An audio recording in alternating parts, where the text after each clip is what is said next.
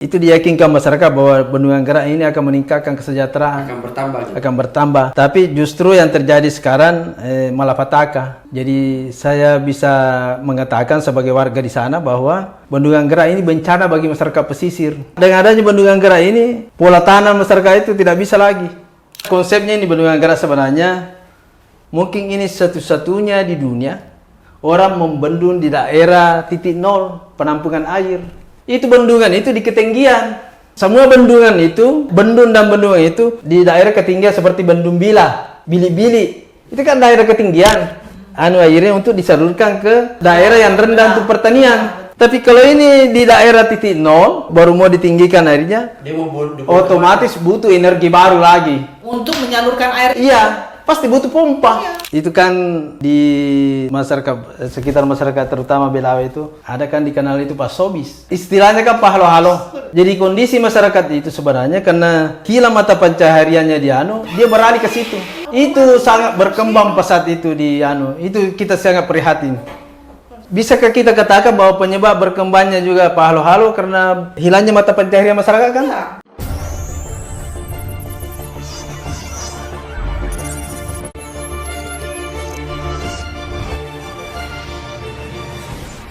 Teman-teman, ini agak spesial ya. Jadi hari ini saya ditemani bersama Mbak Anita ya gitu ya. Ya. Anita Amir. Anita Amir luar biasa. Kita bajak beliau gitu ya. Kita akan ngobrol mungkin beberapa menit ke depan gitu ya. Okay. Ini kita apa tema yang kita ngobrol nih hari ini? Sebelumnya kayaknya agak lebih spesial nih ya. Sebelumnya saya selamat bertemu kembali ya Pak. Sudah cukup lama tidak bertemu ini. Begitu kita bertemu langsung ada isu yang asik ini di daerah asik dan penting untuk kita bicarakan. Sangat penting karena ini berkaitan dengan kepentingan masyarakat setempat ya, masyarakat di daerah. Ini kita mau angkat isu tentang Danau Wajo, Pak. Danau Tempe yang ada di Kabupaten Wajo dan dia melingkupi tiga kabupaten ya. Wajo, Sopeng dan Sidrap. Jadi kalau orang Wajo, orang Sopeng, orang Sidrap pasti tahu ini. Harusnya tahu. Ya, karena mereka bertumbuh dan besar dari apa yang secara alami itu natural mereka memperoleh dari alam gitu ya. Nah, ini yang menjadi menarik karena isunya itu bagaimana tentang Danau Tempe yang semula itu menjadi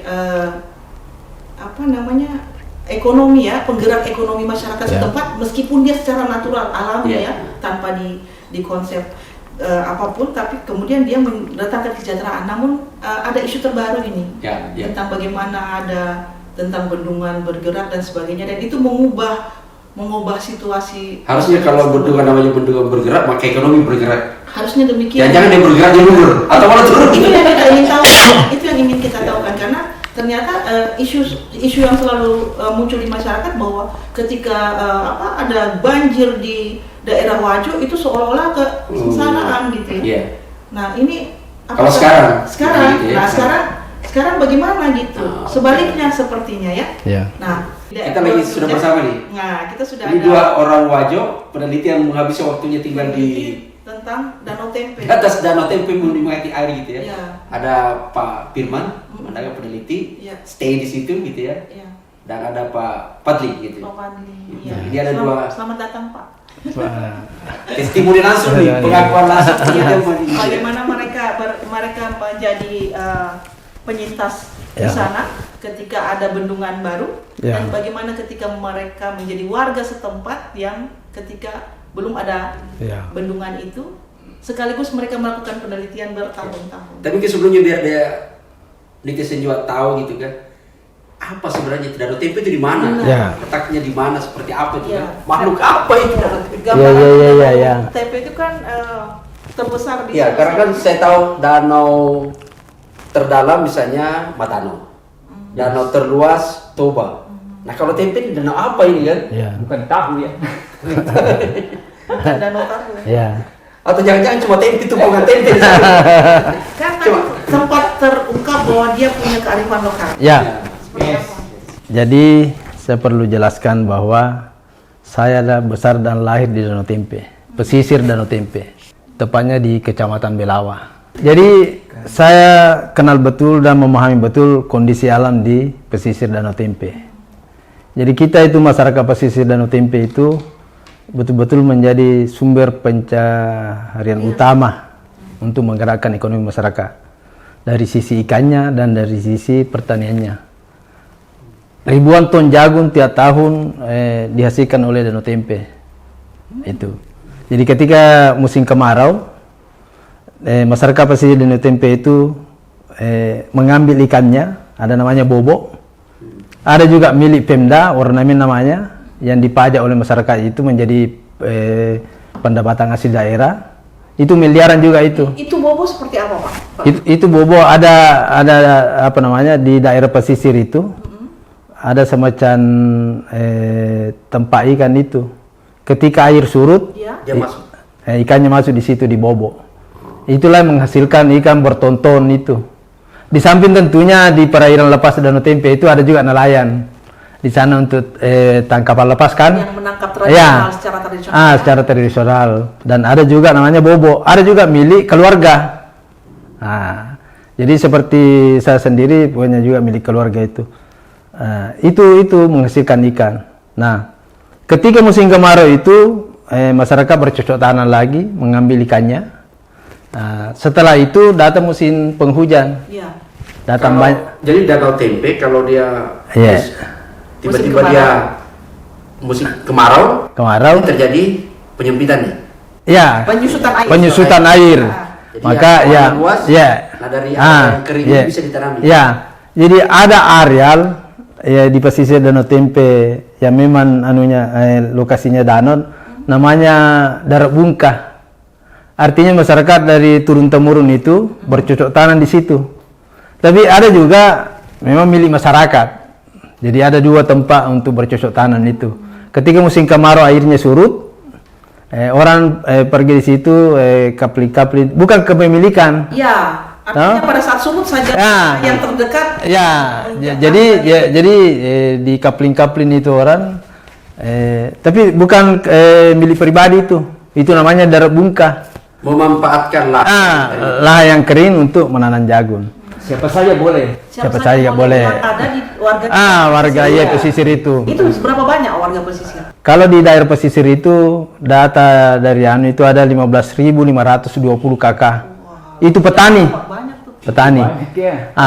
Yang murni nelayan itu 3.126 KK. Danau Tempe. Total satu kecamatan. Enggak, total Danau Tempe. Yang meliputi 3 kabupaten itu. Tapi kita bicarakan pesisir. Betul ya. Masyarakat pesisir. Masyarakat pesisir yang di pesisir danau. Yang memanfaatkan lahan yang itu. Di 3 kabupaten itu. Jadi Danau Tempe itu di 3 kabupaten itu ada 11 kecamatan, 125 desa yang hidupnya di situ. Dari Danau Tempe itu. Dari sisi ikannya, dari sisi hasil pertaniannya. Jagung, kedelai, cabai, melon, hasil-hasil pertanian itu, termasuk padi. Dan masyarakat sejahtera? Masyarakat sejahtera. Di Danau Tempe di situlah lahir profesor-profesor. Seperti kita kenal Prof. Ramhan Peneto almarhum. Beliau dari? Dari pesisir Danau Tempe, Unhas, mantan dekan ekonomi Unhas. Profesor Anwar Arifin, mantan dekan Fisipol. Unhas. Cetus jurnalistik. Iya, jurnalistik. Anggota DPR RI. Di situlah lahir Dahlan Paton dekan pertanian, profesor orang Belawa. Di situ lahir Prof. Nasir Rasa, pembantu rektor Unhas dulu. Itu dari hasil-hasil itu, ya, dari hasil sumber-sumber pertanian dan perikanan itu. Dari danau. Ya. Nah, selama ini kan ada asumsi bahwa Danau Tempe itu ketika musim hujan daerah pesisir itu banjir. Tapi banjir itu bagi masyarakat pesisir sebenarnya terus terang bukan bencana. Itu jadwal rutin bagi masyarakat. Disitulah ketika musim hujan itu banjir, rumah tergenang, tekan rumah panggung. Memang masyarakat daerah pesisir itu masing-masing punya perahu. Sebagai alat transportasi. Alat transportasi ketika datang musim hujan dan banjir, meluap itu. Sampai sekarang begitu. Itu. Jadi di musim penghujan itu bagi orang pusat mungkin dianggap bencana, tapi sebenarnya itu bukan bencana. Di situlah masyarakat istirahat, rekreasi, panggil keluarganya dari kota untuk masuk makan ikan lawa. Kearifan lokal ya. Ya. Jadi sebenarnya kita itu ketika musim hujan itu dan banjir itu sebenarnya ada pesta. Apa kelarian lopi. Perahu kan? Lomba perahu. Ya, ada pesta-pesta nelayan itu. Kalau air naik. Ya, kalau air naik. Ketika dibilang banjir, Pak. Itu kesyukuran itu karena sudah ada penghasilan nih, bertonton jagung, cabai apa semua. Pola tanamnya warga, mereka itu mengikuti waktu ya, mengikuti waktu. Musim. Natural secara alamiah. Bahkan masyarakat itu dia bisa prediksi musim itu. Jadi walaupun misalnya di daerah pesisir itu dia bisa garis itu, maka di garis inilah saya bisa berkebun. Ketika nanti panen datang hujan, dia sudah ambil hasilnya baru tiba air. Masya Allah, luar biasa ya. Ya itu statis, jadi dia sudah hafal misalnya di bulan sekian pasti. Ya. Itu masih relatif aman lah sampai sekarang. Iya, sekarang kan sudah ada bergeseran dengan adanya bendungan gerak itu. Karena kan ada keluhan di beberapa daerah itu petani sekarang ini musim sudah tidak menentu. Kalau kita tanya ini musim kemarau, tidak bisa lagi diprediksi. Nah, apakah itu terjadi juga atau karena ada faktor lain di sini?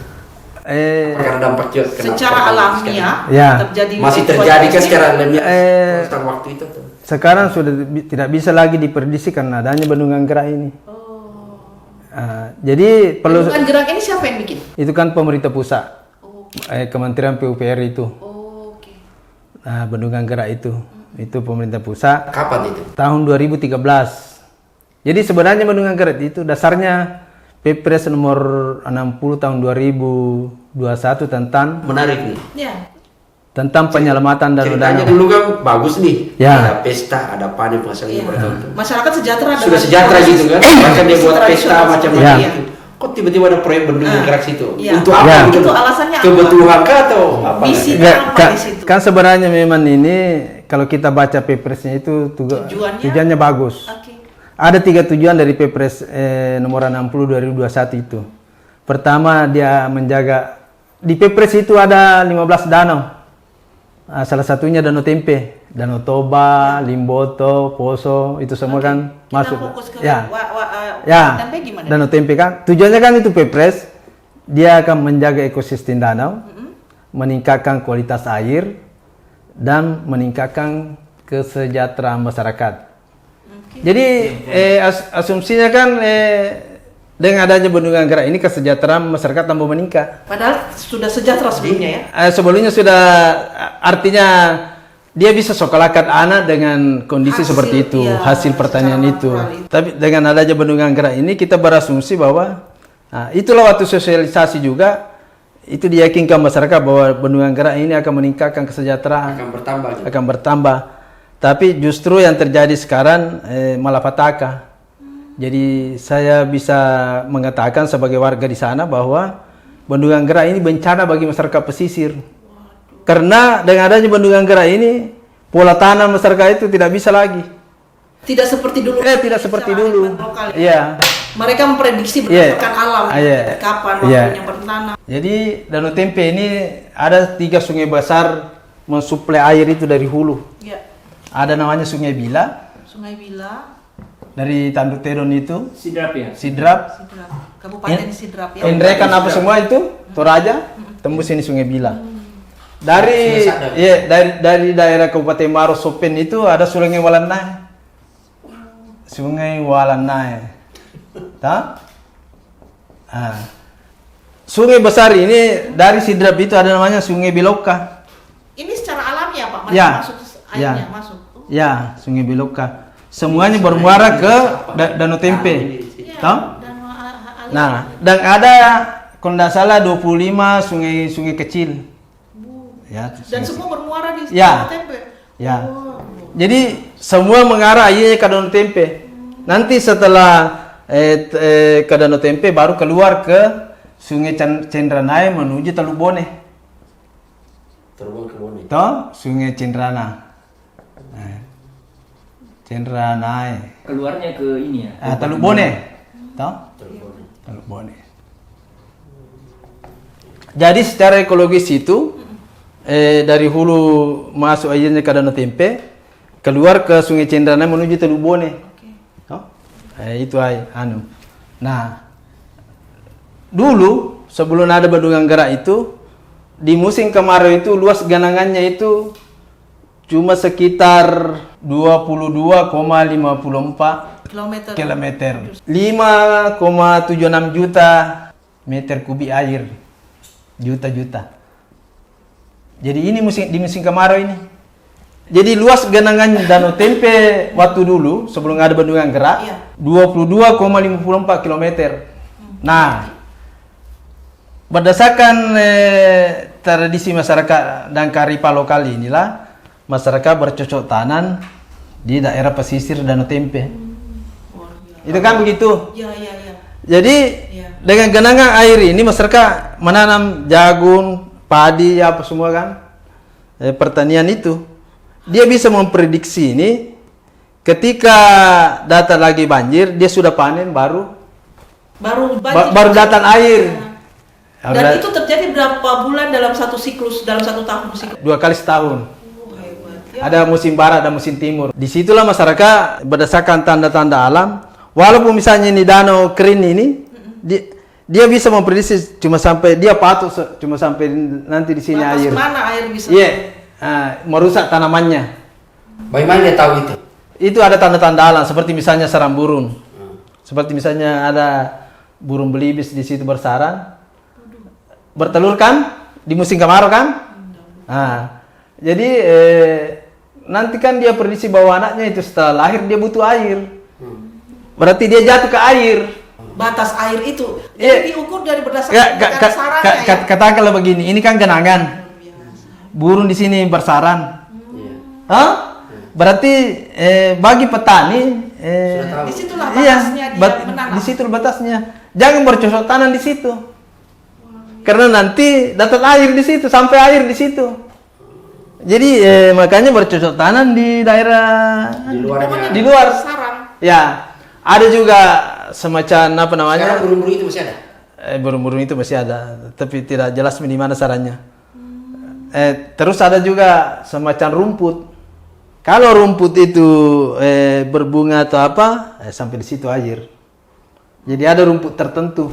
Rumput khasnya Danau Tempe. Danau Tempe yang menjadi petunjuk bagi masyarakat lokal daerah pesisir untuk mengetahui ini. Kearifan lokal. Atau jadi itu kondisi Danau Tempe sebelum ada Bendungan Gerak. Yes. Nah, menarik. jadi ini kan isu Danau Tempe itu pendangkalan memang dari dulu. Oh, itu awalnya mungkin ya? Ya, tahu ada sedimentasi. Jadi masa Bupati Andi Unru itu sudah dibahas itu. Mungkin ratusan seminar itu dibahas bagaimana mengatasi sedimentasi kan. Memang itu menjadi persoalan. Tapi bagi Profesor Radi Agani, mantan Bupati Wajo dan Profesor Pertanian dari Unhas, Rektor Unhas, dia bilang tidak perlu kita repot-repot memikirkan sedimentasi itu. Lebih baik ketika musim kemarau tanami saja kedelai. Itu terkenal dulu Wajo swasembada kedelai. Bertonton ini kedelai. Daripada Istilahnya itu jangan lawan alam. Tapi berdamai dengan alam. Manfaatnya seperti ini sih. Nah, apakah kita mau bicara ke Bendungan Gerak? Iya, ini. Maksudnya bagaimana proses yang sebegitu indah awalnya kemudian berubah sekarang. Nah, jadi berdasarkan itulah khawatiran itu adanya sedimentasi itu kan banyak penelitian. Nah, itu juga makanya ada Perpres nomor 60 itu dasarnya dibikin Bendungan Gerak. Penyelamatan Danau Tempe. Jadi Perpres nomor 60 2021 itu termasuk salah satunya yang mau diselamatkan adalah Danau Tempe. Nah, bagaimana menyelamatkan itu? Kajiannya dari PU, entah kajian dari siapa itu, saya juga kurang paham. Katanya harus dibikin Bendungan Gerak untuk meningkatkan elevasi air. Ketinggian. Karena tadinya terjadi pendangkalan. Karena terjadi pendangkalan. Oh, karena sedimentasi itu tadi ya. Sedimentasi itu. Jadi keruk ya, ditambah air. Jadi begitu anunya. Nah, tujuan juga bendungan gerak yang disosialisasikan ke masyarakat itu sangat bagus. Dia bisa menjadi manfaatnya kan untuk pertanian dan perikanan. Dia menjadi sumber air baku industri termasuk PDAM Kota Sengkang. Dia mensuplai air kan. Termasuk 10.000 hektar. Waktu itu Pak Sarul itu masih gubernur periode kedua, dia menjelaskan bahwa setelah bendungan gerak ini hadir, dia akan mengairi nanti 10.000 hektar sawah. Itu. Desainnya memang kan bendungan gerak itu airnya mau dimanfaatkan katanya, jadi dipompa naik, ditampung, baru disalurkan ke sawah. Dia juga menjadi pariwisata dan transportasi air. Itu rencananya. Ya, rencananya. Nah, faktanya sekarang yang terjadi cuma untuk kebutuhan suplai air PDAM memang bagus. Ya bagus, terpenuhi dengan adanya bendungan gerak. Tapi yang lain-lain itu ini kan transportasi air. Ini masyarakat dari daerah hilir ini, kecamatan-kecamatan daerah hilir ini kalau mau ke Kota Sengkang, dia naik perahu ke Kota Sengkang. Nah, tapi faktanya karena terjadi sedimentasi, ada dampak lain yang ditimbulkan ini bendungan gerak. Penutupannya itu? Iya, terjadi penumpukan dan sedimentasi daerah hilir ke sini. Kan begini, ketika ini Sungai Bila dan Sungai Balana ini datang membawa lumpur, dia kan dulu masuk ke danau airnya bersama lumpur. Iya. Kan? Iya. Nah, tapi kenyataannya setelah ada bendungan gerak, ada air di sini, dia menumpuk di bendungan gerak dan di sini. Di sini terjadi pendangkalan. Jadi akibatnya sebenarnya sirkulasi air itu ada dampak lain ditimbulkan. Terjadi pendangkalan di aliran sungai menuju Teluk Bone. Pasti begitu ya, selalu pembangunan itu pasti ada dampaknya. Di mana posisi bendungan gerak itu? Ini kan mestinya bukan begini, ada dari Sungai Balandai.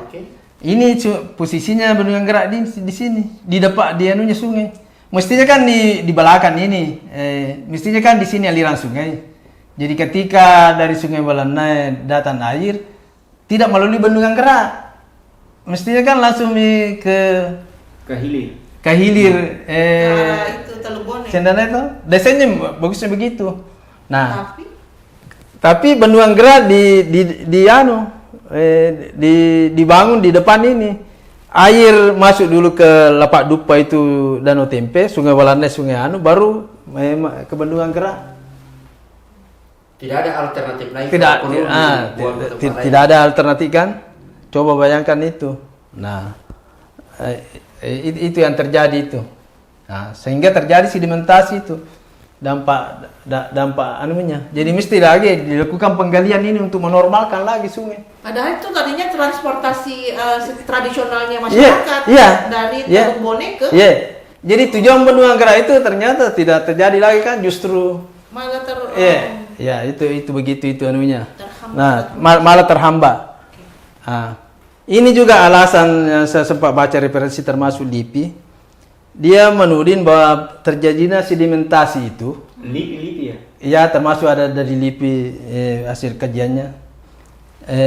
Bahwa sedimentasi itu akibat dari alih fungsi lahan. Artinya ke lahan pertanian kan, ada memang kan daruk bungkai itu yang ditanami masyarakat. Tapi bukan itu penyebab sedimentasi. Penyebabnya itu daerah hulu. Membabak hutan apa semua. Sedimentasi itu dibawa dari Sopen, dari Maros, dari tanah-tanahnya itu masuk semua ke tapi yang disalahkan ini masyarakat pesisir ini selalu penyebabnya. Itu kan argumentasinya itu keliru. Iya, dari mana tanah bisa muncul kalau tidak dari kita kan masyarakat pesisir, ketika bercocok tanam, tidak ada airnya ditanami. Iya. Tidak ada material yang kita kasih masuk untuk menimbun itu. Ya, betul. Jadi di mana logikanya? Logikanya di mana itu makanya. Coba satu ya, misalnya ketika ada begitu ada bendungan gerak itu, berarti kan wilayah bercocok tanam warga itu menyempit, karena kan diambil. Gitu kan? Jadi yang awalnya 223 22,5. Setelah ada bendungan itu menjadi berapa?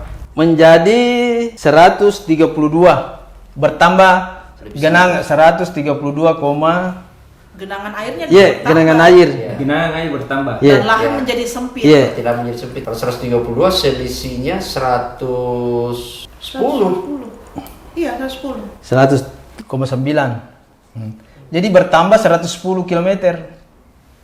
Jadi dengan adanya bendungan gerak, Artinya genangan air bertambah 110 atau wilayah bercocok tanam warga yang biasanya secara alami menyempit 110 km. Jadi kan bertambah ini genangan dari yang tadinya 22,54 Jadi ditambah 132. Ibaratkan begini, saya kasih contoh. Katakanlah genangannya ini kan, waktu dulu setelah ada bendungan gerak kan begini genangan airnya. Iya. Hah? Iya, gambaran sederhana. Itulah, jadi mengambil yang awalnya kering ini, jadi musiman bisa ini. Jadi katakanlah kita masyarakat pesisir bercocok tanam di pinggir ini. Hah? Ini kan air sudah dekat. Ya. Di daerah pertanian masyarakat. Iya. Nah, Sudah lahannya tersendiri.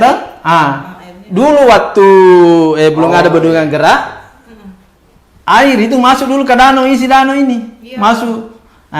Sampai akhirnya air mendekati kebun masyarakat. Sudah panen. Tapi masyarakat sudah panen. Karena dia secara alami masuk pelan-lahan. Iya. Kalau sekarang sudah di sini. Sekarang karena airnya sudah dekat, 2 hari saja hujan di musim kemarau ini, kita bicara di musim kemarau ini. 2 hari saja hujan di Bila atau di Belanda, langsung menyapu ini masyarakat. Karena sudah keluar. Tanamannya masyarakat juga. Yang parah, ada jeda kosong gitu ya. yang menjadi persoalan sebenarnya juga ini SOP-nya ini tidak dilaksanakan dengan bagus. Ini kan ada air sudah dekat di daerah kebun masyarakat. Ya. Mestinya ini berkoordinasi dengan BNG untuk memprediksi kira-kira yang mau datang air ke danau berapa kubik. Ya. Dilepas memang sebelum datang air itu untuk mengisi kekosongan kan. Tapi ketika ini tidak dilepas, air menggenang semua masuk. meluap. Alat ininya buka pintunya situ masih berfungsi. Masih Atau sudah tertanam dengan masih berfungsi. sedimentasi. Jadi sebenarnya konsepnya ini bendungan gerak sebenarnya dari sisi dari sisi teknologi sebenarnya mungkin ini koreksi kalau saya salah. Oke. Mungkin ini satu-satunya di dunia orang membendung di daerah titik nol penampungan air. Itu bendungan itu di ketinggian. Paham maksudnya? Semua bendungan itu Harusnya ada. bendung dan bendungan itu di daerah ketinggian seperti Bendung Bila, Bili-Bili. Itu kan daerah ketinggian. Airnya untuk disalurkan ke daerah yang rendah untuk pertanian. Betul. Tapi kalau ini di daerah titik nol, maksudnya rendah, baru mau ditinggikan airnya, dia mau otomatis butuh energi baru lagi. Untuk menyalurkan air. Iya, pasti butuh pompa. Iya. Oh, gitu. Jadi di mana logikanya? Jadi itu tidak efisien. Jadi bisa bagian dari proyek lagi tuh. Untuk Ya. mengadakan pompa. Jadi sebenarnya ini lebih beraroma proyek-proyek untuk bagi-bagi proyek. Bendungan di sini, tanggul di sini untuk membuang ke sawah. Itu lebih lebih logis. Mestinya kan desainnya ini dibikin bendungan, ada penampungan air. Irigasi buat Iya, mestinya di situ. Kenapa di sini? pecah gitu ya. Jadi saya bukan ahlinya persoalan hidrologi, tapi secara akal sehat Iya. yang kita buka literatur tidak ada bendungan itu di daerah. Oke. Logika. Kalau kita bicara dampak nih, kalau kita bicara Terus dampak. ini sejak tahun berapa kita mengalami situasi yang 2014 mulai. cukup Jadi, panjang, Pak. iya. 11 tahun. Pak. Saya juga ingin mengutip definisi HAM dari Prof siapa itu? Oh, Prof Hafidz. Prof Hafidz. Prof Hafidz bilang itu definisi pelanggaran HAM itu menyebabkan hilangnya mata pencaharian masyarakat. Jadi pelanggaran HAM berat itu mencabut dari akarnya atau menghilangkan secara sengaja mencabut sumber pencahariannya. Jadi bisa dikatakan bahwa proyek bendungan gerak ini melanggar HAM karena menyebabkan hilangnya mata pencaharian masyarakat pesisir. Yang secara alami sebenarnya mereka sudah sejahtera. Termasuk juga melanggar Perpres Jadi Perpres yang dibuat itu. Iya. Ini kan Perpres ini menjaga ekosistem danau, meningkatkan kualitas air, meningkatkan kesejahteraan masyarakat. Siapa yang berhak mengevaluasi penerapan Perpres itu? Maksud saya begini, kita verifikasi saja. Apakah masyarakat meningkat kesejahteraannya? Justru menderita. Betul, itu yang di checklist. Ya, itu kan verifikasinya gampang. Betul. Iya. Meningkatkan kesejahteraan masyarakat. Iya. Menjaga ekosistem danau. Ya. Malah tidak terjadi kan? Malah merusak. Daerah-daerah pemukiman itu selalu terkena air, banyak orang keluar meninggalkan kampung. Berapa populasi, berapa data yang kira-kira yang terkena dampak itu sampai akhirnya ada misalnya gini, warga yang awalnya bercocok tanam sudah tidak bisa. Itu berapa gitu ya? Lalu kemudian berapa yang hijrah? Berapa ibu rumah tangga, berapa ini gitu? Saya estimasi saja, khusus di Kecamatan Belawa itu yang memang daerah pesisir itu ada potensi kurang lebih 8.000 hektar potensi lahan yang tidak bisa lagi menghasilkan itu. Coba di kalkulator 80 hektar kalau ditanami jagung dengan asumsi saja 5 ton itu kali 4.000 berapa ratus miliar itu pendapatan itu tiap tahun dari masyarakat khususnya? Ya, khusus satu kecamatan saja itu. Saya belum ada data, belum riset itu di kecamatan-kecamatan lain itu. Lain. Ya. Setelah hilang terganggu lah ya, atau hilang pencarian di situ, masyarakat itu bergeser kemana? Apa aktivitasnya?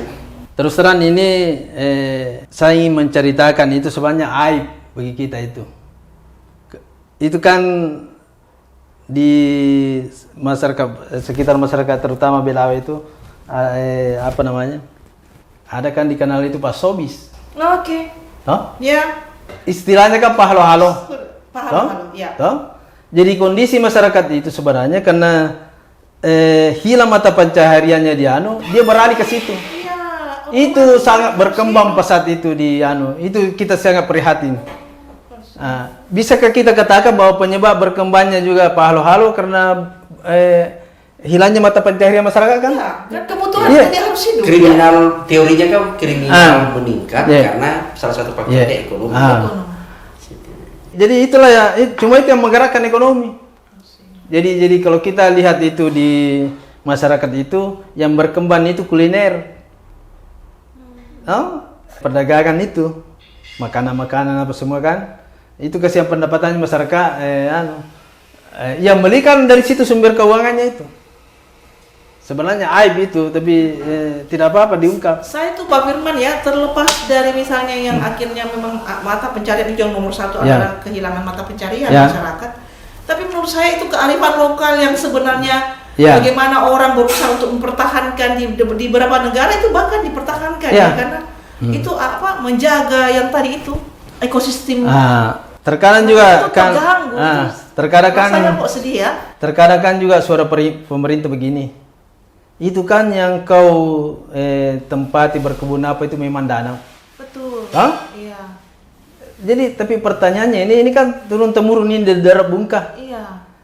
Pertanyaannya ini danau untuk masyarakat pesisir atau masyarakat di pusat? Iya betul. Atau oh ini. Tujuannya pembangunan itu? Jadi kalau dia menyebut bahwa Anda menggarap danau, itu kan sebenarnya berada pada pendekatannya adalah kepemilikan gitu ya.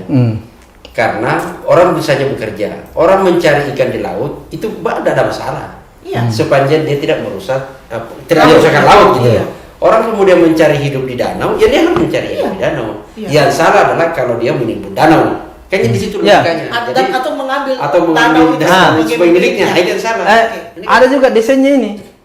Di samping Bendungan Gerak ini dia bikin 30 pulau besar ini. Justru dia menimbun danau. Jutaan kubik ini danau ditimbun, digali, ditimbun, tapi dimasukkan juga material. Ngapain dia buat danau buatan pada sudah ada danau? Ada pulau-pulau itu juga. Ini kan wisdom nih. Itu kan proyek. Jadi memang kita prihatin ini dengan kondisi seperti ini. Memang kita perlu suarakan. Karena kalau dan menurut saya itu Pak Firman ini perlu dikonfirmasi ke pemerintah. Bahwa ada suatu kondisi yang sebenarnya jauh dari harapan. Bukankah pemerintah itu ingin membangun sesuatu tujuannya untuk mensejahterakan masyarakat. Nah, pada pada akhirnya ketika mereka membangun malah menyusahkan masyarakat, itu berarti ada yang salah dengan konsep itu. Ya mirip sebenarnya pemimpin lokal itu seperti anggota DPRD dan bupati, seperti anggota DPRD dan bupati. Ketika kita keluhkan ini, jawabannya itu kewenangan pusat. Ya betul, kewenangan pusat. Tapi apakah kami ini masyarakat ini harus mengeluh ke pesisir harus beli tiket pesawat baru melapor ke pusat? Terus untuk apa itu? Itu bisa kita klarifikasi. Itu bisa kita klarifikasi. Jadi ini kan bicara kewenangannya. Jadi di mana kewenangan ada, tapi dia lupa pada saat dilantik. Provinsi itu dia adalah pemerintah pusat di daerah. Itu harus clear tuh. Jangan tangan ya. Jadi pemerintah pusat daerah. Jadi kalau ada masalah, lu bertanggung jawab bahwa Anda boleh mengeksekusi langsung dan tidak boleh. Iya. Tapi Anda bertanggung jawab untuk menyatakan bahwa saya pemerintah pusat di daerah, tanggung jawab saya sampai ke pusat. Ya. Harus menyampaikan. Harus. Bukan tanggung jawab kita kapan untuk pergi melapor ke pusat gitu. Pak Firman, sudah sampai ke sampai ke gubernur, sampai ke DPRD, termasuk ini kan yang penanggung jawab Bendungan Gerak ini Balai Besar Sungai Jeneberang, Pumpengan Jeneberang. Ketika masyarakat mengadu ke sana, dia bilang nanti kita catat, lapor, sampaikan ke pusat. Begitu jawabannya kan? Jadi tidak ada penyelesaian. Tapi sampai hari ini konfirmasinya bagaimana? Konfirmasinya menurut saya itu bagus untuk dikonfirmasi Pak Pasir. Ya. Mungkin edisi berikutnya gitu ya, kita bahas itu ada menarik sebenarnya. Ada pasubi-subi, ada bendungan, mungkin ada korupsi, mungkin ada itu lain soal gitu ya. Tapi ada tindakan kriminal warga yang tiba-tiba meningkat tajam. Iya. Ini pendapatnya sederhana, mau menyelesaikan dengan penegakan hukum atau jangan-jangan justru ini harus dibenahi supaya. Nah, itu dia kan. Tapi itu penelitian lain tuh. Ketika mereka dikembalikan kepada secara alim maya kepada kehidupannya itu maka itu akan menjadi apa namanya? Mereka kembali kepada kehidupannya sebenarnya. Tidak ada kejahatan. Habitatnya gitu. Mereka sudah belajar dengan alam. Ada kesadaran untuk memitigasi, belajar dari alam, dan itu tidak didapatkan di secara akademik. Jadi begini Bu Toh, untuk menyelamatkan sebenarnya Danau Tempe ini dari sedimentasi itu, saya kurang paham juga berapa per tahun itu sedimentasinya. Berapa kubik? Tapi waktu orang Wajo menjadi Menteri Lingkungan Hidup, Dr. Erna Witular, Ibu Erna Witular, untuk menyelamatkan Danau Tempe ini, yang dia benahi ini daerah aliran sungai. Itu idenya. Itu idenya daerah aliran sungai yang kita benahi. Daerah aliran sungai itu, menurut Ibu Erna itu, 100 meter dari sungai itu, kita tanami pohon-pohon. Kiri kanan. Sehingga tidak terjadi sedimentasi apa? Memperlakukan sempadan sungai ya? Sempadan sungai. Jadi itu sebenarnya dulu dibenahi sebelum ke sini. Tapi ini tidak dibenahi, langsung pusatnya langsung saja mau dibendung, menaikkan elevasi air. Jadi itu menjadi bencana. Ini harus diklarifikasi sama pemerintah ya, termasuk dari DPR. Jadi saya sebagai masyarakat pesisir itu berasumsi bahwa orang yang mendesain ini tidak paham. Mungkin dari segi teknologi, hidrologi apa semua, dari sisi teknisnya memang tapi dari sisi dampaknya itu dia tidak mengerti itu. Seringkali begitu pembangunan dampaknya seringkali seperti itu ya. Yang dilupakan dampak. Dilupakan dampaknya. Yang diingat itu tanda tangannya. Tanda tangannya. Oke, ada lagi? Mau sampaikan? Jadi gini, ketika pemerintah sambil dengan teori dan narasinya tidak menemukan realitanya di lapangan, saya anggap ini mereka berkhayal. Karena tujuannya untuk mensejahterakan. Ya. Tapi fakta-fakta yang dipaparkan oleh Pak Firman justru sebaliknya. Jadi kami masyarakat sipil menganggap kebijakan ini keliru. Kalau dari pemantau Pak Badli itu, apa langkah yang pernah sudah diambil oleh pihak provinsi, baik itu gubernurnya atau DPRD-nya atau memang belum, atau apa yang akan didorong ke depannya? Sebetulnya ini Danau Tempe ini mesti cepat pusat yang turun ya. Karena memang soal kewenangan itu seperti yang dijelaskan oleh Pak Firman. Setengah mati masyarakat pesisir dan DPRD-nya bersuara, tapi kalau pusat tidak cepat melek untuk merespon ini, kita tidak menemukan perubahan apa-apa. Jadi begini, kami kan masyarakat pesisir ini, katakanlah tidak peduli itu mau bendungan gerak ada atau tidak ada kan, kami ingin tetap bertani seperti dulu.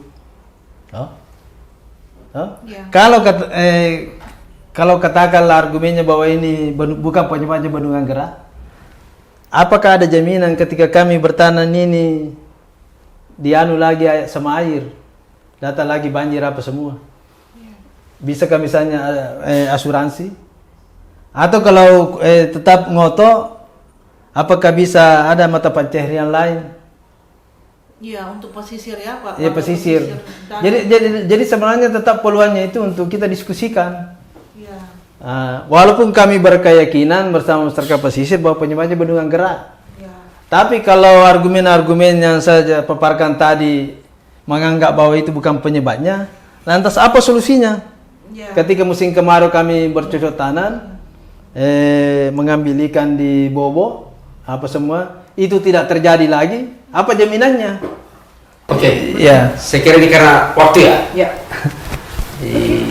Perlu kita ke lapangan. Ya. Untuk edisi berikutnya. Menarik. Terutama yang menarik tadi itu adalah soal penegakan hukum soal kriminal Pasobi itu. Iya, Mas Ugis. Atau jangan-jangan justru cukup ini dibongkar. Jadi bukan membuat penjara tapi membongkar saja ini udah selesai gitu. Itu ininya. Saya kira terima kasih. Ya. Pak Firman, Pak Fadli.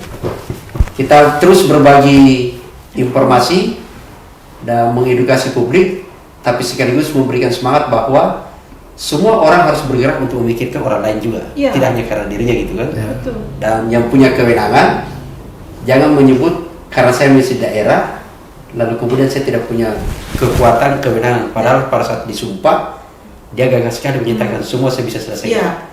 Apalagi kan sebenarnya harus dikembalikan kepada kitanya bahwa tujuan pemerintah itu adalah untuk mensejahterakan masyarakat. Ya. Kalau pada akhirnya pembangunannya malah sebaliknya membuat masyarakat jadi sengsara, Ya. berarti tidak. Yang pasti kelanjutan dari di sini tunggu pada edisi berikutnya. Ya.